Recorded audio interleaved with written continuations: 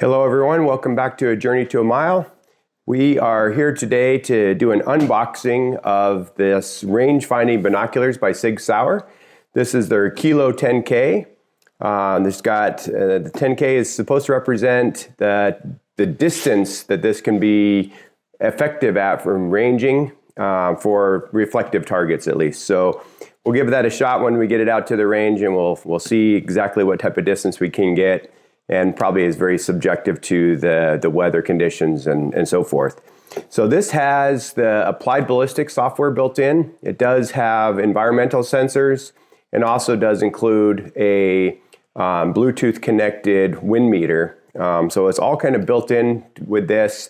There's their BDX app that we can download as well, put on our phone, and that would allow us to set up any of our own ballistic data for our specific loads that we have.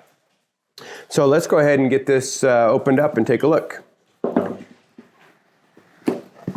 right. So I'll show you kind of the packaging that's in here. Pretty well tightly packed in here. Let's take a look. We have the manual. We'll keep that off to the side here. Here is that wind meter. So that is included.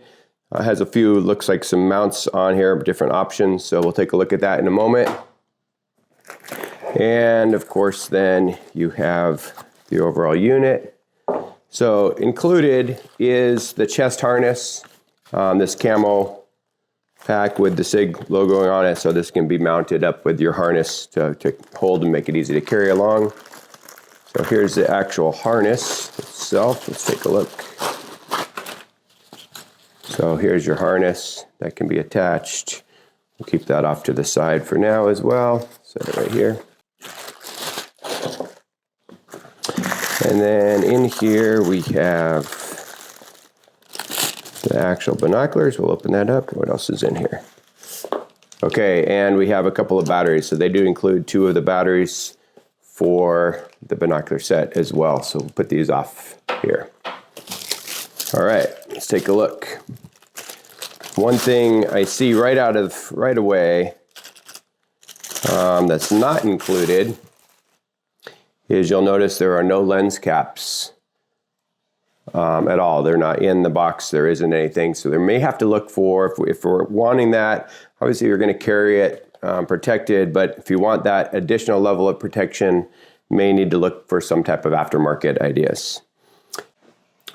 Okay, so now let's get a little bit closer view on these. So first and foremost, the grip on this is a rubberized feel, so it doesn't slip real easy, fairly good control. The shape isn't the most ergonomic, but it feels pretty good in the hands.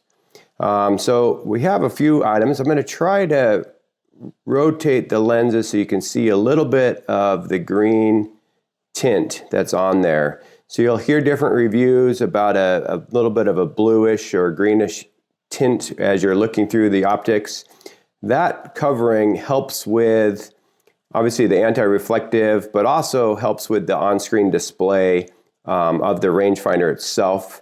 So I'll let you know when we get these out in the range, and we'll try to get a little bit of video through it the best we can to see if you can recognize that.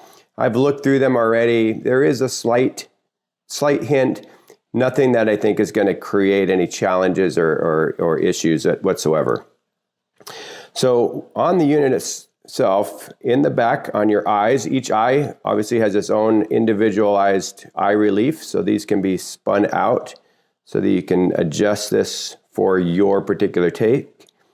In addition, you'll notice that there's 2 separate diopter rings. So one on the right side, one on the left side. In a regular set of binoculars, a lot of times you only have one. In this particular case, the reason there's 2 is the right side adjusts your focus with your on-screen display or on-lens display that you're looking at. So follow the directions closely. It'll kind of guide you through how to make the adjustments to your right diopter first, and then to your left diopter to bring your 2 eyes into balance. Obviously, probably the most critical item is in between the setting of these 2 as you're focusing on a target at some type of distance. do not adjust your overall focus. If you change that from one to the other, you're going to get inconsistent results. So, and on that, this center is obviously your primary focus that you would have. So keep those in mind. Let's go through the rest here. So obviously we have, you know, the clips here for your harness that we talked about. And on the bottom, you have the battery compartment for this. So it's relatively easy. You can just use a coin of some sort, so don't have to worry about carrying too much tools with you in order to change out that battery. Now, on the top here, turn it this way so you can see, you have two buttons that are for all the functionality within it. So this smaller button is really, it says mode. This is for your menu system that's within the unit, as well as setting the appropriate settings. So different ranging modes, different display modes, etc. And then you have your actual range button that's here. So this is what you'd be hitting when you want to trigger it to calculate the range. I like to keep 2 fingers on, so I always know which one is my range button, especially if I'm trying to acquire a target in the distance relatively fast. Now, I'll show you a little known secret. You'll notice as you're looking around, there are no mounts for a tripod. And I've seen a lot of reviews, I've read a lot of items or other videos, and they mention using like a clamp-on mount so that this can be attached to your tripod. And it's a lot of adapters similar to this one that are out there for binoculars that have a standard 1/4 inch 20 thread. There's other patterns as well, but that's kind of the standard.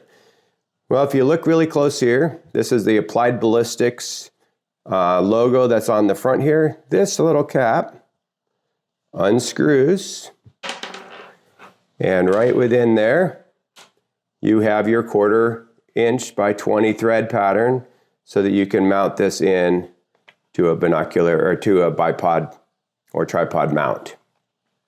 So very handy to have in place. Obviously, you don't want to lose your cap, so you can put this right back on and have that adjust. I've heard some items that this, if you use a mount on this, it may have some implications on the environmental sensors. I have not experienced that. I will do some additional testing on it, and I'll let you know if I see any differences with it mounted versus it not mounted, and we'll go from there. So as you can see, these are very well built, nice feel in your hands. Really excited to get these out to the range and give them a try.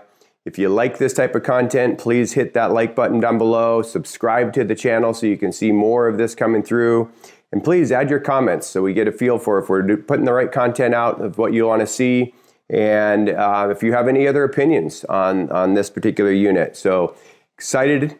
Thank you all for support, and we will talk to you all very soon. Bye.